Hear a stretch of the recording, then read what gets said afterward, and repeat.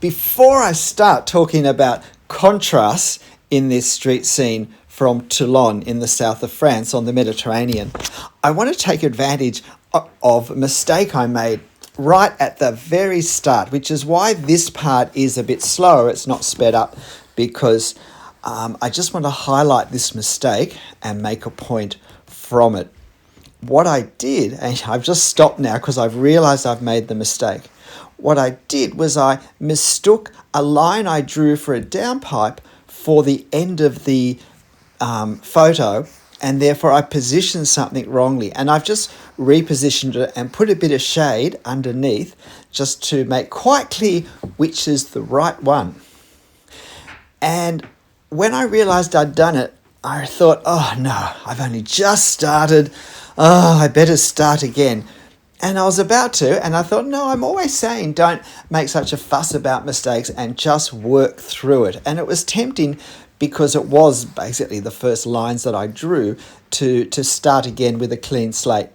But I pushed through it and have a look at the end and see whether you'd have noticed that I'd made that mistake, which seemed so huge when they were the only lines on the page, at the end. Or whether with the distraction of the rest of the drawing, you really wouldn't know that I'd put anything in the wrong place there if I hadn't told you. Well, this video is to focus on using contrasts in our drawing. And I think we think of contrasts most strongly in terms of value. We think of very dark areas and very bright light areas. But there's other contrasts that we can have and that we can take advantage of both in composition and in our drawing. And that's what I want to focus on with this scene, because that was these were the elements that made me think when I saw this scene, even though it's in some ways a fairly bland frontage of buildings that are all pretty similar and pretty straight and a lot of detail with the shutters, but not a lot of depth in them, that I still thought this was a fairly arresting scene and was certainly worth the effort of drawing because of all the contrasts that we hear, or at least a number of strong ones. And as I said, not particularly one of values. The lightest to darkest areas aren't nearly as dramatic as they often are in scenes that I like to draw. But the most obvious contrast, I thought, was the contrast between the architecture and the palm trees. The contrast of type of thing, man-made versus natural, but also, and probably more particularly, the contrast in shape and the way the lines, outlines, edges, textures go together. So we have these buildings which are very flat, and even with the shutters, it's a very flat, shallow effect. The one thing that the buildings do though is to provide very strong diagonal lines. The perspective angles are very, very distinct and immediate. And so that's one thing that's created, visually one thing created. But we have these palm trees that stand upright. Now they do follow the same perspective angles approximately. The crowns, the tops of the trees, the leaves, and also where they join the trunk, these do roughly follow the same, fit into the same fan-shaped pattern as the buildings behind and would go to the same vanishing point. But notwithstanding that, there's this very strong kind of vertical pattern of the three trunks in a row that cross the diagonals of the windows and the roofline. And then we also have this round circular pom-pom effect of the palm tree fronds. And it's all in all, I think, a really quite interesting contrast. Visually, we have all these opposites all layered over the top of each other. So I thought this was going to make it a very interesting subject to draw. The other thing that I thought this lent itself to was contrast in our line work. And so I thought there was a place here for drawing the buildings with a lighter line or at least a lighter touch, and drawing the palms with a heavier feel, with a heavier line, with more detail, with more line work drawn just a little bit more slowly and with little bit more intention.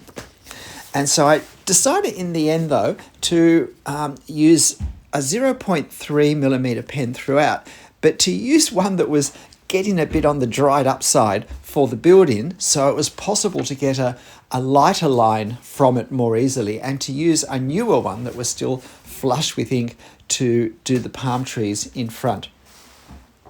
And I also decided to do the palm trees not quite in silhouette, but the lines to create the fronds are so close together, it's almost as if we've just blacked them out. So I knew the effect was going to be relatively heavy. And I also wanted to create a very strong contrast in the direction of my line work. It's not just the weight of the line work, but it's also the direction of the lines, as well as the intention, how definite, how heavily, sometimes slowly we've drawn them, can create a very different visual feel to if we draw the lines lightly and almost with a flick.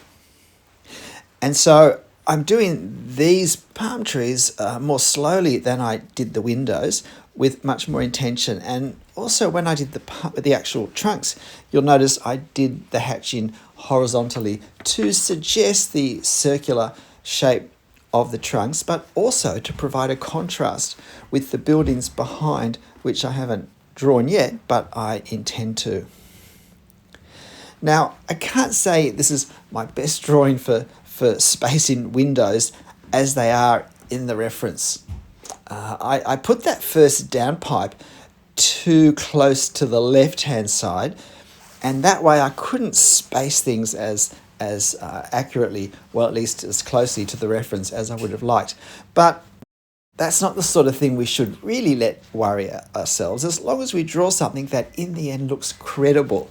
We want to make sure that we don't end up with awkward windows that couldn't possibly be windows, or where there's not really enough room for a floor because the gaps between the rows of windows becomes too narrow and their size doesn't work for the proportions that would create. So when we have to make adjustments, it's important that we adjust in a way that it still looks as though a person could walk past or walk into or come to a window, and the scale of everything would be correct. So I'm just finishing this extreme left-hand side at this point before I start working on the lower section. And I work out that because of my misalignment of the trees with the windows, that in fact I'll be drawing even less windows than there actually are there in the reference.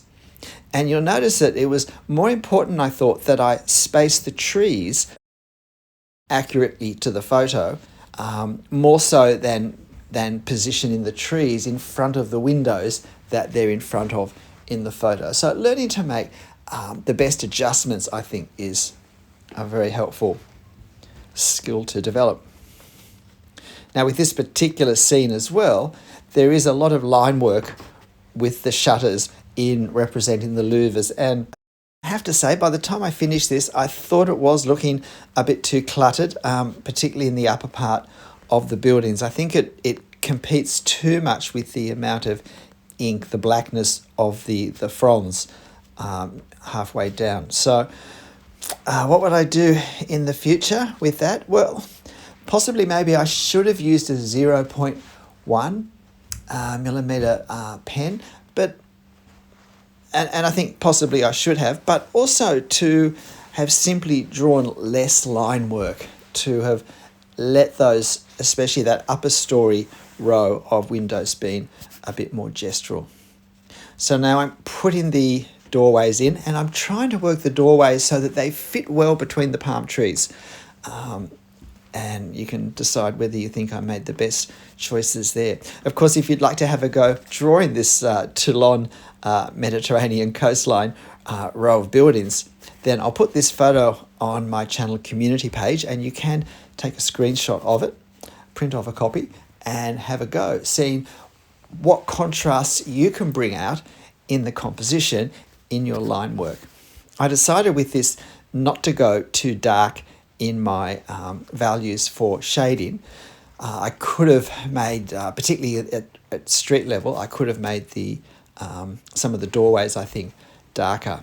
And probably just a little bit darker may have worked better. Again, having looked at the finished drawing more, and if I hadn't made a video already, I probably would have worked a little more line work and darkness into the ground level part of the drawing. But because it was for a video, there was no real point advancing the drawing that nobody was ever going to see. Really just trying to sort out this ground level detail now and trying to work out exactly where to put the lines. The other thing I'm starting to think about at this point is the shadows of these palm trees. How am I going to do those? I had decided not to use tone. I'm not going to use my sketch markers and the alcohol-based ink to do shade and shadow. I'm just going to keep it to line. And there's so much line work on the front of this building already. I'm a little bit loath to put any more lines on, even though I decide to put them roughly at 45 degrees to give them a different direction and then hopefully create some separation from all the lines of the buildings, of the building behind, and particularly the lines of the shutters. But I've decided to leave those shadows till the end, and so I need to complete the rest of the building. So there's just the tops of the roofs here, and really all we can see are some chimneys. There are some rooftop sort of balconies set back, and I presume extra floors that have been put in to take advantage of the roof and the higher views. But from this angle we can't see very much of that. And I'm becoming really quite gestural down this far end of the row of buildings. And I think that's always a good move, because as we go further back, we don't see as much detail. It's not a real focal point. It's really in our peripheral vision. And so if we keep the line work and the details lighter, it does feel like it's further away, not just because it's smaller. So here I am again, pretty gestural with the ground level sections here. And then there's not a great deal to do, except I think now for the palm fronds. And I've picked up the pen again, and I'm just trying to work out how exactly to do it. And I'm not sure in the end whether I should have gone darker, because it is fairly dark in the reference. If I were to take out the colour, desaturate the photo, and have it as a black and white drawing, I think the shadows of the fronds on the front of the building would in effect look darker than they look with my line work. But that's how I left it as it turned out. What do you think? G'day, I'm Stephen Travers. Look, this was a wonderful sunny day in the south of France. I hope you found this interesting. It's important, I think, to consider contrast, not just with value, with light and dark, but with other things, with subject, with shape, with line work. Because by using these, we can make our drawing of greater visual interest. So why not have a look on the community page and get the photo and see what you can do. Bye.